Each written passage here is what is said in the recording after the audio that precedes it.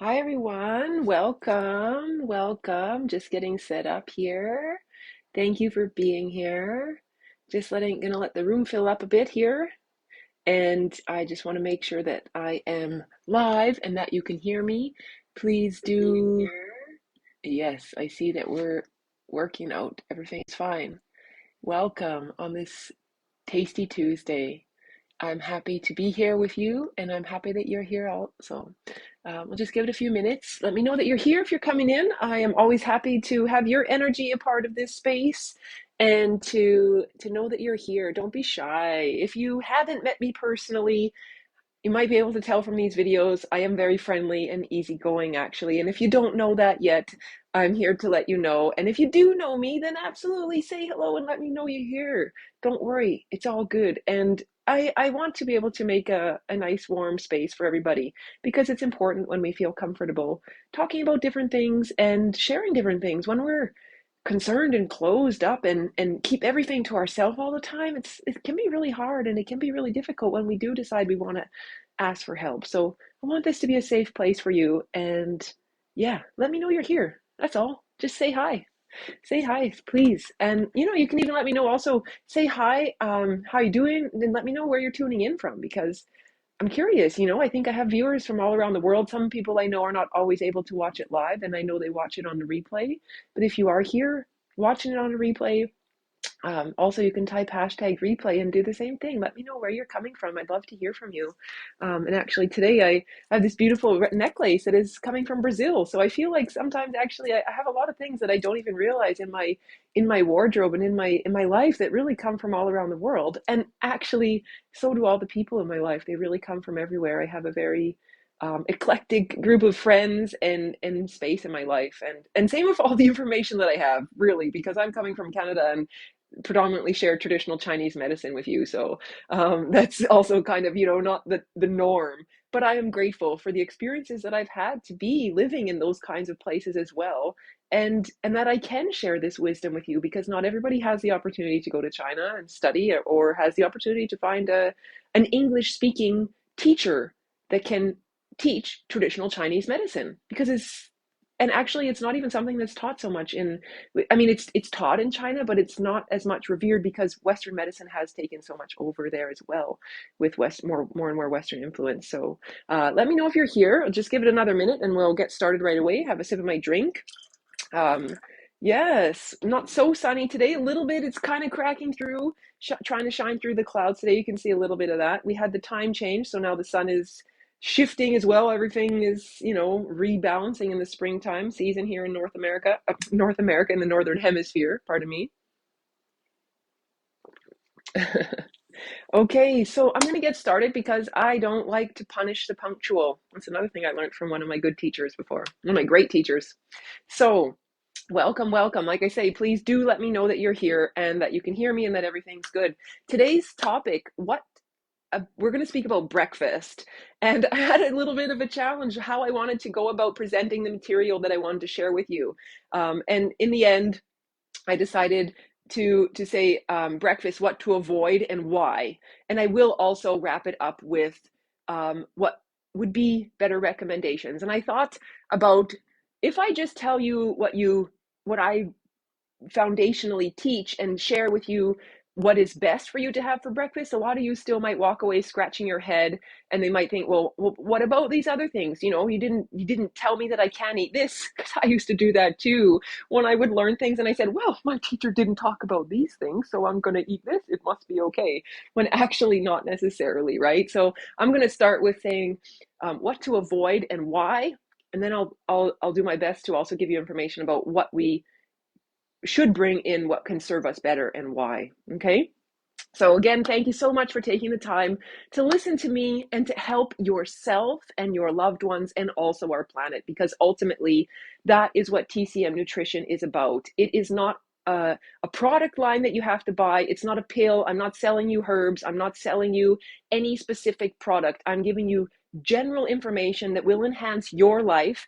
And if you are in the kitchen and you are cooking for other people, you will be enhancing the lives of your loved ones Hopefully they're people that you love if you're cooking for them. And you will also be helping the future of this planet. This works in a harmonious way with TCM nutrition. And that is another reason why I fell in love with TCM nutrition when I started learning about it, and even just TCM medicine in general, because it is a very harmonious way to look at things and to incorporate things into our lives, for our bodies, and for the, like I said, the future generations and for the future of our planet. So, little introduction myself. My name is Lori Voss Furukawa. If you don't know me, I'm originally from Canada and I have lived abroad now for the past 16 years, or did I say 17 already? Now I get even confused with the number myself because it's growing so much. I lived in Japan initially, China, Philippines, and Germany. Germany, we were back and forth a couple times. This is considered our home base. And I'm happy to have had all those experiences to have taught me many things. I started on my healing journey in 2010, and I have gathered a plethora of amazing information and self-empowering, sustainable tools that can also help you. And I have a beautiful program that I will share with you at the end of the program, at the end of our class today as well, or the end of our live session. Yes, I am a TCM nutrition practitioner, a nutritional empowerment coach, a Reiki master, a yoga teacher, and an energy worker. And I am happy to be here to share this beautiful, amazing information with you. It really does light my heart up to be able to share this with people who are genuinely interested to also listen and follow it. Okay, so thank you so much. Let me know if you're here. Let me know if you have any questions, if you need any clarification. Also, tell me if I'm speaking too fast.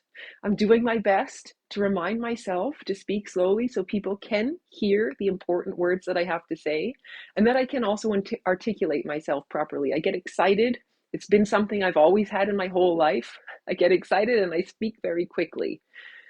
I'm learning to slow down and be able to share my wisdom with you. So thank you again for being here. Please let me know so I have your energy, excuse me, in this space, and can also address that as well. Sorry, seems to be something in my throat. Excuse me. Okay, probably because I have so much beautiful information to share. I just got to make sure all this stuff is out of the way. Okay, so getting right into our topic. Breakfast, what to avoid and why. First of all, I'd like to ask you, what do you usually eat for breakfast? Let me know in the comments. And like I say, if you're watching it on a replay, also type it in because I'm curious. What is your regular breakfast? What is your usual go-to breakfast, or what do you serve your kids usually for breakfast? You can answer all of those questions or any of them. As a child, I grew up eating generally cereal and milk for breakfast. That was on school days or weekdays. Usually they were cereals that were filled with sugar, as most kids' cereals are, unfortunately.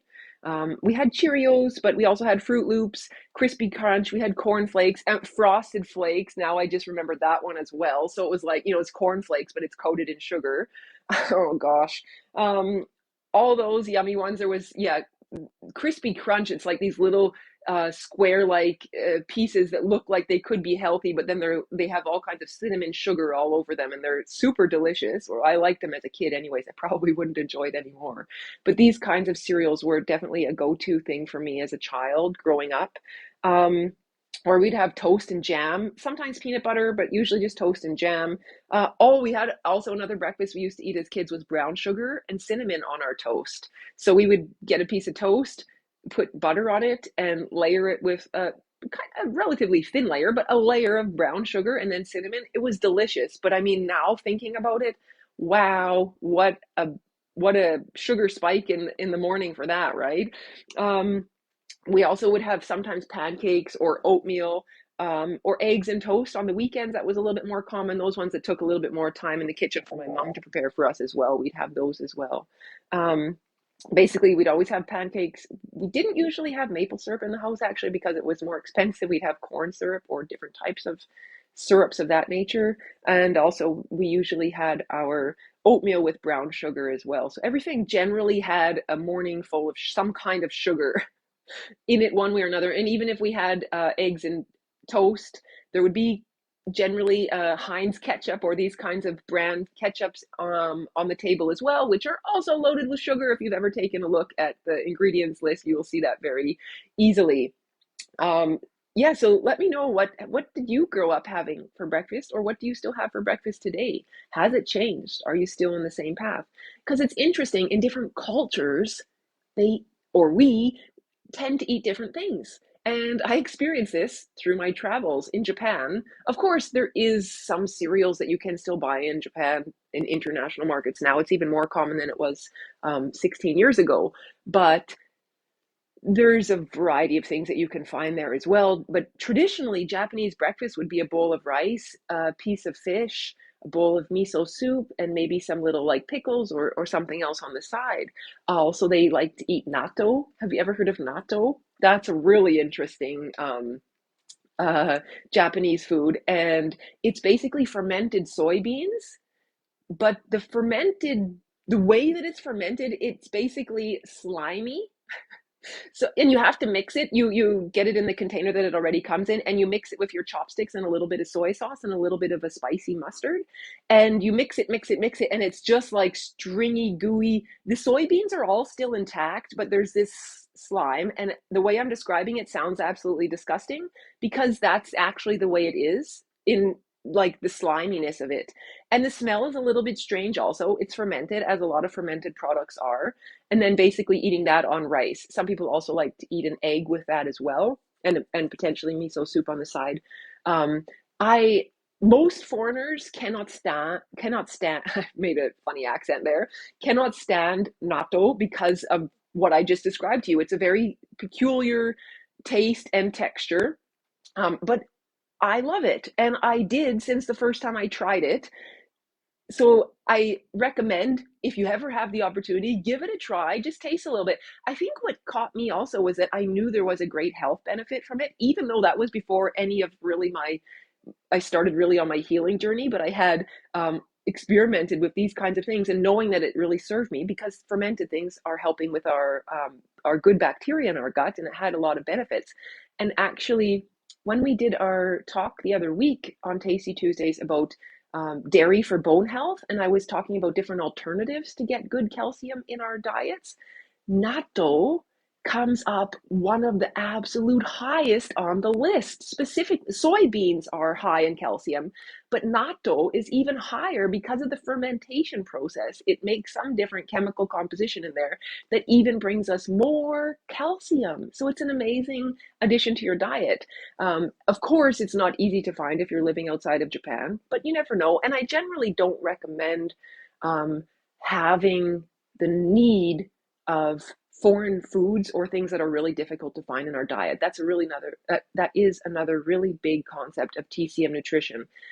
If you follow any of my posts, I speak about this in Sustainable Sunday. Just this last week, I did actually about eating locally, so we really lessen the environmental impact, and also the food that is available to us locally is going to support our body as well. However, like I say, if you come across this maybe at a restaurant, or if you do travel to Japan, or if you are living in Japan, definitely give natto a try. And sometimes these things are like acquired tastes, right? So we can kind of play with them and experiment a bit. Also, for example, in Brazil, they're generally eating like a white kind of bun type bread with like ham and cheese and a cup of coffee. That's like the go-to breakfast, from my understanding, anyways. That's what I experienced in Brazil, and that's what I um, was able to gather. It's a very simple, but also, I mean, the taste is good. We're going to talk about a little bit later how does this things actually serve us. Let me know if you're here. I really love to have your information and your energy. Give me a hashtag replay if you're watching it on the replay. Let me know, what is typical breakfast that you have grown up eating? Do you still eat that same breakfast today? You can also let me know, what are you feeding your kids? I'm curious. What do your kids like? Because parents often say, "Well, my kids don't like to eat that." The funniest part about that is usually the mother, because she's usually the one who is cooking the food in the kitchen, not to stereotype, it's just a generalization what is actually happening in the household. The mother doesn't like the food, she doesn't buy it, she doesn't cook it for her kids, and therefore concludes that her children also don't like it. Or maybe the children have seen mom eat it and mom, I don't like it. Some kind of funny reaction, funny taste. And the kids do kind of similar, I don't like it either. So bringing more awareness in again. What are your food aversions as a parent, as an adult? And being aware what you pass on to your children, because sometimes there can be really healthy foods for us. For example, sweet potato. You might not like it as an adult. It might not be your favorite thing to eat, but actually it's extremely nutritious, extremely mineral rich, and I'm pretty sure most children would like it because it has that natural sweetness in it. So thinking about those kinds of things. And yeah, also if you've lived abroad anywhere, let me know, how have you felt with different breakfasts that you might have come across in different countries, because it can be really different. Absolutely. I'm curious. Yeah, I've, like I said, it lived in China as well. I didn't get too much into the Chinese breakfast there. They had some different street foods and stuff for stuff I was generally cooking at home more. But it's interesting to see what happens in different cultures. And even within China, because it's such a huge landmass, when we did different traveling and trips around, which we used our time as much as we could there to our benefit. We experienced in the north they are eating more flour as opposed to rice. They are having more flour and bread products, and in the southern regions they're having more rice products.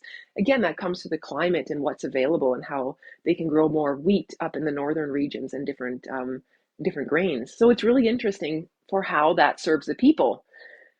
So okay, getting right into our tips, what to avoid and why. So my first tip for you is, if you are not hungry in the morning, if breakfast, you just feel like, I don't like breakfast, I'm not hungry in the morning, okay, I would suggest listening to your body.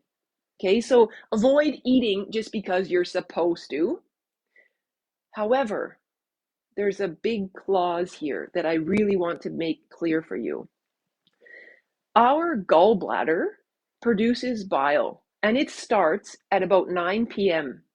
So, and it takes about 12 hours of producing this bile that's going to help us break down fats. And it gets ready at around 9 a.m.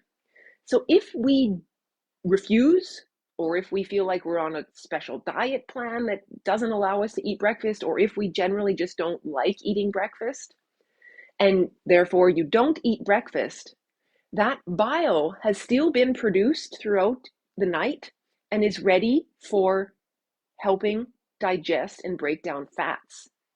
And when you don't eat, the bile from your gallbladder does not get released, therefore staying in your gallbladder and increasing your chance of contracting or producing gallstones. Oh, I know, right? It's like, wow, that's crazy. That is real, okay? And I'm not saying, because somebody might say, well, I've never eaten breakfast my whole life and I've never gotten gallstones. Well, that's amazing. Good for you. And I'm not saying you will actually, this is like 100%, this is what's going to happen. But our bodies do produce these kinds of things. Our gallbladder produces the bile and it's ready for us for eating breakfast because we are part of nature. The sun rises, our body, we wake up, our body is ready to receive something inside. It naturally is producing that bile in order to help us digest the fats. So when you don't eat, you are potentially giving yourself the opportunity to produce gallstones in your gallbladder, which are, I've heard, extremely painful. I've never had them myself, thankfully, but I have heard that they are even more painful than childbirth. I also have not experienced childbirth. However, both of those things sound like something I would want to avoid. So in such a case, if you are not a fan of breakfast, I recommend having at least a glass of warm nut milk, because this has a fat content in there and it will still give something for your body to have to digest and work on. Or have a small handful of nuts even in the morning, just a couple almonds or a couple walnuts or hazelnuts or something like this that's going to still provide your tummy with food that's going to give that bile and that gallbladder its proper job. Okay, so just be mindful. Again, I'm just giving you the information that I know. It's up to you how you want to deal with it and what you want to do with it. Okay, so that's tip number one. Number two, what to avoid and why. Ooh, it's tough, I know, because I just mentioned to you what I grew up eating on my pretty much my entire life until I started really changing and shifting. Well, from moving abroad, some shifts changed, but really learning and incorporating TCM nutrition changed everything for me. So, what I'm going to say is avoiding a breakfast with high sugar content. And like I said, that's pretty much everything I just mentioned at the beginning of this video about all the examples I gave for you, what I had as a child, and what unfortunately a lot of children still have today. Particularly, I know that to be true within North America. I'm not so sure about in other countries. However, I know children like sweet things. We all, or most of us, tend to have a sweet tooth, or we can enjoy sweet treats or sweet tasting things, but we have to be mindful on what kinds of things we put in our body, and particularly what time of the day it is. Okay. So, for example, if we are giving ourselves, or let's say this, so let's avoid high sugar breakfast. And I wanted to tell you why. Why would be because it's going to spike your blood sugar levels. So it gives you that energy. You can feel good, start your day, you're feeling good, everything's good. It's spiking your blood sugar. You feel, like I say, that kind of sugar rush that we all have heard before. And then eventually it crashes. And as it crashes, you're going to feel low energy because that crash goes it goes lower than where you were before. So then you're going to feel that fatigue. You're probably also going to feel more sugar craving. I need replenishment. It's a natural, I don't know if I want to use even the word natural, but it's a natural is the word that's coming to me. It's a natural um, reaction. If we are having sugar and we have the high, we get the low, our body wants more to bring us back up. It's not natural in terms that it's good for us. So that's actually also another marketing ploy. When we say something is natural, sometimes it doesn't always mean it's good, but there's that natural space where it wants to, we get the high, the low, and then we want to get back up there. So we crave sugar and we look for sugar. And it can be also a big glass of orange juice that's loaded with sugar and no fiber. I didn't even speak about having juice this morning, or having juice for breakfast. That's another huge thing. If you have an actual orange, you have the fiber within it and it doesn't give you such a huge spike. But just the juice will be high up, right? So, again, something to think about there. Then we can also think about, if we still talk about this reality of having a high sugar breakfast, we're going to have the high sugar level. We're going to be contributing to sugar addiction in our life. This is real. We don't hear a lot about it because companies want us to buy their sugar-laden products. They don't want to tell us. They don't want to market that these things aren't good for us. Maybe they might be low fat, but it's still high in sugar. Let's start reading the labels more. And that's why I talk so much about taking your power back. These are the small tricks and tips that will give you the power to be able to maintain your health, prevent health issues, or heal yourself from already existing conditions that you may have in your system.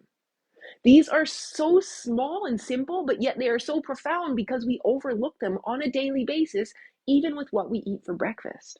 It's really amazing. When we start to do these things, we can absolutely change our lives in a step-by-step basis. It's not like clean out everything out of your cupboards. You never have the same things again, ever. Oh, no, no, no.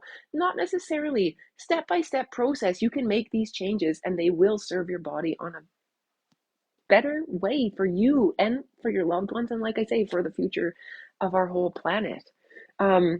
So another thing, when we contribute to that sugar addiction, we are also contributing to poor gut health. So there's a whole bunch of bacteria that's in our gut. That's natural. And there's bad guys and there's good guys in there. And guess what the bad guys like to eat? Sugar. Ding, ding, ding, ding, ding. And guess what? Once they eat up the sugars that you've given them, they want more. They crave for more. That's where we get these cravings from a lot of times, is those bacteria are saying, give me more, I want more food, give me more sugar. So therefore, we're looking for, where's our next sugar fix? Where can I have a cookie? Where can I have even a piece of bread or a croissant or sugar in my coffee or a glass of juice or a candy or a chocolate bar? It depends. There's a whole spectrum of things that are going to be able to help us. again, we can turn to a more natural opportunity to eat fresh fruit. But let's be considerate of what's going on here. If you're having a high sugar content breakfast and then by noon you're having more fruit, it's still putting more sugar in. You're still playing that cycle and feeding those bad bacteria. We want to put an end to that absolute nonsense because it's just feeding the opportunity for disease in our bodies. And I say this because I've been there and I've been able to pull myself out of there. And that's why I'm here to share this information with you, because I want you to be able to have a healthy life as well. It's important when we're healthy, we can be the best selves that we're meant to be on this planet. And when we're not, it's obvious we have to take care of ourselves in a better manner. When one more piece there on the sugar topic, when we are also still contributing to that, feeding that sugar addiction and feeding the bad bacteria, as I spoke about last week in the Tasty Tuesdays and in the masterclass, the mental health is affected as well. Or I should say, our mental health or your mental health, whoever's eating it, that person's mental health is affected by that higher sugar content, because the balance in your gut, the microbiome in your gut becomes in dysbiosis. It's out of sync, it's out of alignment, and therefore you contribute to poor mental health, which can be a plethora of things like anxiety and brain fog, fatigue, just to name a few off the top. So I think you get the picture what I'm going at here. These things are just so simple and also so life-changing when we start to make these little tips and tricks into practice. The next, number 3, what to avoid and why. Avoiding cold breakfast. And now I'm speaking specifically in this way about a cold temperature breakfast. So for example, that could be a frozen smoothie. If you had frozen fruit in your freezer and you throw everything into your blender and you drink a smoothie for breakfast. It's really cold, right? And that's really cold in your tummy. If you've heard me speaking before, you would have heard that I speak about our digestive fire. Fire, ding, ding, ding, that should be a key word there. Does a fire like something cold in terms of when we have something cold, it puts out a fire? Okay, I know you might think, well, water puts out a fire, not necessarily something cold. But now that's where I'm twisting a little bit the story and going a little bit with a TCM approach and bringing in that TCM knowledge into this. The coldness of the actual temperature eliminates or depresses or puts out the digestive fire that's in our tummy. And in the morning hours of the day, as we just wake up, as the sun starts to rise, again, these are all TCM nutrition components and concepts. We are part of this beautiful earth. We must to live in adherence to it. As we start to rise, the sun rises in the sky, our digestive fire starts to burn within our system and it gets ready. That's the whole thing, also what I spoke about earlier. And our gallbladder is ready for that. It's getting ready. It's getting ready to produce that bile to help break down our breakfast. But when we put something cold in there, it's just like it simmers everything out. It's harder for that fire to break everything down. It has to work harder to warm it up, actually. So it gives us a burden. It uses more energy, and actually, in the long run, can cause illness and disease. It causes to an overall yin state in our body, which is predominantly cold, which can be also a huge factor in a lot of disease and illness that we have today. And it also contributes to low energy and potentially fatigue as well, because we are using unnecessary energy to warm up that breakfast. Our body has to fight extra hard to fire that digestion. Do you see where I'm going with that? Let me know if you have any questions, or if this doesn't make sense, or even let me know if it's clear for you and if it makes sense. I'd be happy to hear as well. Have you heard of this before? Please let me know. And let me know also if you're here watching, because I'm really curious to have your name and to hear your energy and feel that space, and let me know where you're coming from. So let me see what else. Yes, that's what I had about the cold breakfast. Weakens metabolism. that's what I didn't say also. It's in the same space. It's just another way to put it. Our metabolism is how our body basically breaks down and digests and metabolizes the food that we eat so we can have an available energy source. When our metabolism is low, we have extra weight gain, we have low energy levels. Lots of people complain about weight gain. Let's think about increasing the way our metabolism functions. And by doing that, we have to be more mindful about what we put in this mouth and even during what time of day we're putting these things in, because we are part of this beautiful planet, and this beautiful planet is dynamic, but also not that difficult. We just have to tap into the nature of what is available to us, the wisdom that this beautiful planet provides for us, and we can live in harmony and in sync with it and be healthier, again, for ourselves, for our future generation, for the ones we love, and for the health of our entire planet. It's it's a whole package, my good friends. It really is. Okay, so I have one more what to avoid for breakfast, and this is dry foods. Dry foods would be like a piece of toast or something crispy, really crunchy, where it's like really crunching in your mouth, crackers, these kinds of, if it's a really crunchy granola, also, it's also, I would say it's dry. Why we want to avoid that is, again, it's a digestive burden. Lots of things are coming back to what's going on in this core center that really is your, basically like in a car, this is your engine. This is what's going to keep you running. When this part is not working anymore, you're not going to be able to get, at that point, if this part doesn't work anymore, at that point, what you put in here isn't going to function because this guy doesn't work, or this lady, this beautiful lady in here is not working.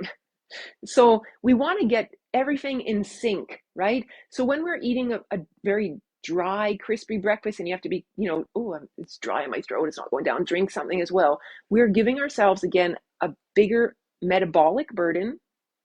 More energy is necessary to break down these foods. Our tummy has to produce more digestive juices in order to make that food digestible. So do your best to avoid those kinds of things. It's weakening your digestive fire as well, and causes or contributes to brain fog and fatigue. Again, because what goes on here contributes to what goes on here. When we have to waste energy here, we don't have that energy resource for the rest of our body, particularly up here. Good? Good or good? Actually, that's another interesting one I got from my teacher as well. Good or good? It's common anyways in Canada, we'd say good or bad.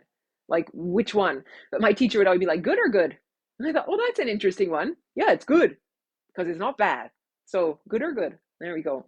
I'll have to give him thanks, give him credit for that one. So now you might be thinking, well, what in the world am I supposed to be eating? Because she's told me I shouldn't be having cold breakfast. I shouldn't be having, or I should avoid cold breakfast. I should avoid breakfasts that are high in sugar. I need to have, if I'm not hungry, I still have to have something, which I did give some examples there. And now I shouldn't have toast either. What is there left? What am I supposed to eat? I highly recommend that you have something warm in temperature, something that's easy to chew in your mouth.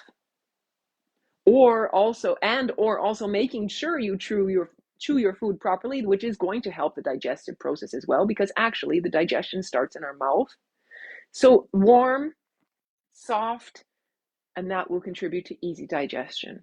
Those are the properties that I want you to think about when you are thinking about the foods that you have for breakfast. One amazing example would be porridge, a nice warm porridge in the morning.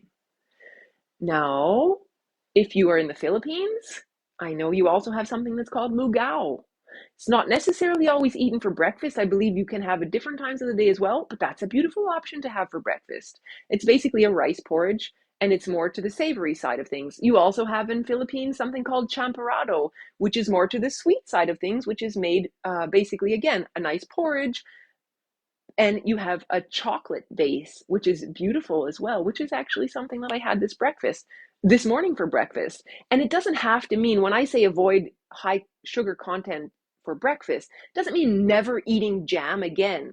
Doesn't mean never having maple syrup on your pancakes again, or never putting brown sugar in your oatmeal again. It just means being mindful. Are you having sweet flavored or sweet tasting breakfasts every day? I don't know. Think about that, what that does for your body with the information that I've shared to you, and move forward with the conscious decision, is this really serving my body? Because it's up to you to make those empowered choices. I give you the information that is absolutely capable to make life-changing improvements if you choose to use it. It's up to you to make the changes. Absolutely. And if you are interested in learning more about different foods and how they serve you at different times of the day, or different foods and how they're serving your body in general, the different cold and hot or warm properties of foods that actually each food carries just by having a yin or yang property within it, or the energy within it. This information is absolutely foundational traditional Chinese medicine. And it will be, or it actually is, because the program is already in its package. This is in my upcoming Nutritionally Empowered Transformation program. And this information is packaged for you in such a way that I give you digestible, bite-sized pieces for you to be able to take and adapt and adjust your lifestyle so you as well can have these healthy changes and healthy results in your life. One of the first things that I did when my health was in a horrible space, actually, when I was living in the Philippines, I got into a really bad space. I had a very high anxiety level. I wasn't sleeping good. I had skin rashes. I had hair loss. I had digestion issues, weight gain, all kinds of yucky things. Brain fog, of course, was there. And when I learned this TCM nutrition information, immediately I said, I have to change my breakfast. That is the number one thing that I do on a daily basis. And also when I am traveling, I have come to realize that is, if I can keep my breakfast in order, I can manage to keep my life force and my energy in a good space. When I have 1 week or 2 weeks of crappy, unnutritionally sound breakfasts, I feel it in my digestion. I feel it in my day, in my mood, in my energy levels, in absolutely everything. So for me, the first and most prominent change I really made was making sure that I could have that first meal of the day was absolutely sound nutrition and helping me to change my life. And I did. Within 3 weeks, I started noticing everything starting to shift slowly, step by step by step. My mood was better. My energy levels were better.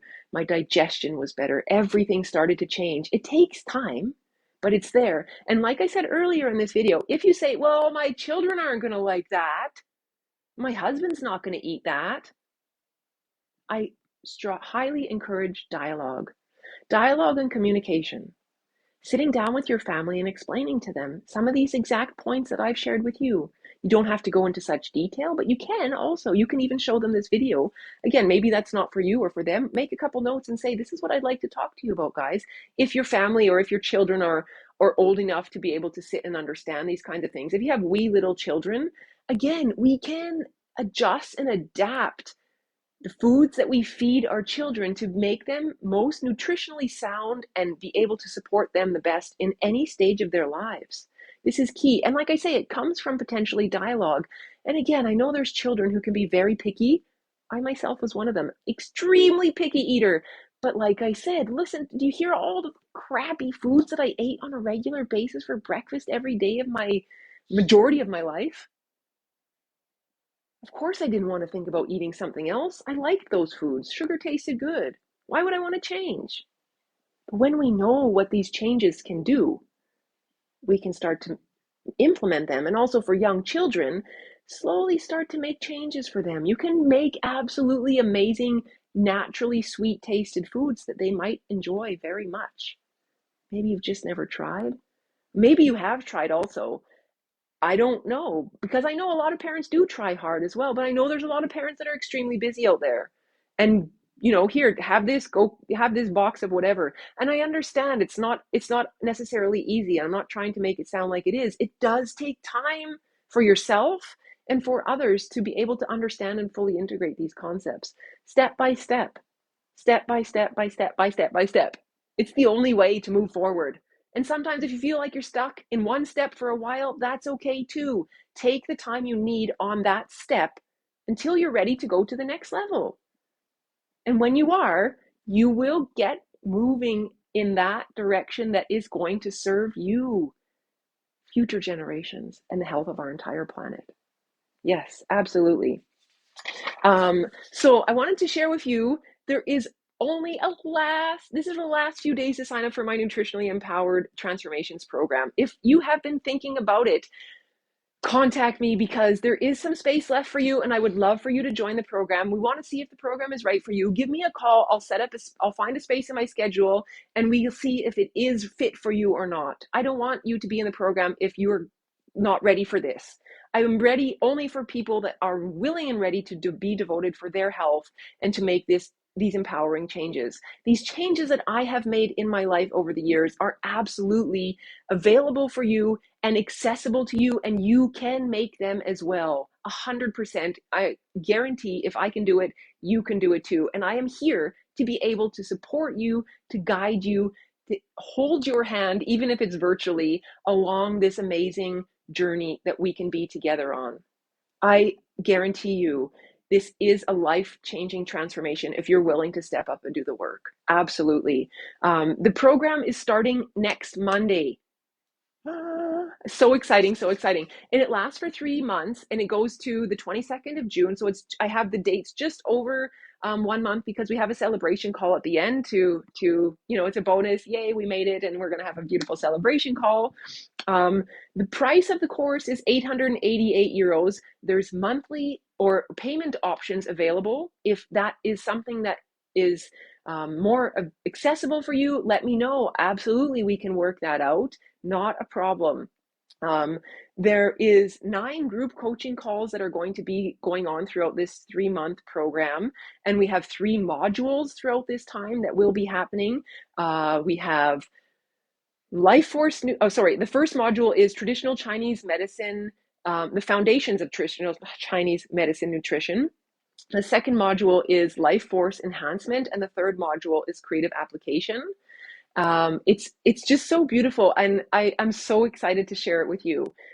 There's some bonuses that are still available. There is 3 distant Reiki sessions that I will be giving to you. So I will do at the end of each month. We have a week off of the coaching calls, and in that time space, I will still be providing distant Reiki healing for all the participants, and that is in there because it will help to facilitate ease and grace in your transformation that you are on, to help you remove obstacles and move through this beautiful space with greater ease. Okay. There's also a simple yoga sequence that again, it's a bonus. So it's only if you feel willing and ready to be able to do that. It's geared for all levels. So it doesn't matter if you've never done yoga before or if you are an advanced practitioner, it's still going to be interesting and powerful for you. And also another bonus that is available still is the detox protocol I will be providing for you. So as I mentioned, the second module is actually Life Force enhancement. So when we learn all these tools and how to enhance our life, we also learn the detox protocol, which is to cleanse out what no longer serves us. But in order for having the cleansing process, we must be putting and applying the Life Force enhancing protocols into place, because we can't be detoxing and cleaning out if we have already a weakened life force. So these things go really in balance, which is so much of this TCM nutrition concepts that I teach and live by. The balance, we really need balance. So that's also part of it for you. Now, we also have some of the amazing outcomes that you will receive from joining this course. You will have in your hand, on your computer, in your pocket, wherever you want it, or printable as well, the TCM foundations that we're going to support you, future generations, and for the health of our entire planet. You will have the wisdom and knowledge and the skills to incorporate this in your daily life. You will be able to see improvements in numerous areas of your life, which include, oh, there's a little bird coming out, dancing outside. It just caught me on the side in my peripheral vision. He wants to maybe join the chorus. He's so cute. There's so many birds out this time of year. It's so beautiful in the spring here. Sorry, small distraction. So you will see improvements in numerous areas of your life, including mental, physical, spiritual, and emotional. I cannot say exactly what you will go through because I don't know exactly what you're carrying and what you're ready to shift in your life. But absolutely, if you are taking this information on board, you will see changes in these different areas.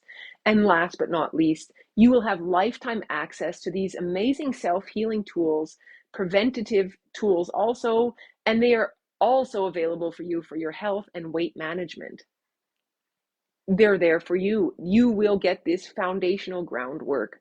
It's amazing, and absolutely don't be shy to contact me. If you're sitting on the fence, if you are not sure about what you want to do, and if you've heard me speak about this course already and you think, I don't know, maybe I should, maybe I shouldn't, I don't know if it's the right time, I don't know, send me a message. We can talk about it. We can move past some of these fears. And if it really isn't the right time for you right now, that's okay. I accept that as well. But if you are just afraid of making the change because you're unsure, we can talk about that and see, like I say, if it is really the right time for you or not. Because these changes are absolutely available for you and they will absolutely improve and enhance your life. They have for mine. And the people in my life can see it. Absolutely. It's changed me from the inside out, and everything about me feels differently now that I have incorporated this in a positive way, I may say. um Also, you can contact me directly, send me a private message on Facebook. If you know me on WhatsApp, you're welcome to contact me there. If you see the Clarity Call link, you can also book an appointment there. Send me a message also on email. I'd be happy to hear from you in any of those forms. I wish you all the best. Happy breakfast eating, and don't be discouraged just because I've said all these things today about what to avoid. There is amazing breakfasts available out there that can support you on a daily basis to heal your body, to prevent problems from occurring, and also to help with your weight management goals. I speak to you from the truest place of my heart, coming to share this amazing wisdom with you. I only want what is best for you, for the future generations, and for our planet. Thank you so much for taking the time to watch this video. I'm looking forward to hearing from you. Friday, April 1st is the last day to sign up for this course, for this amazing program. Take this opportunity. You won't be disappointed. Thank you so much. And I love you all. We'll see you next time. Take care. Bye-bye for now.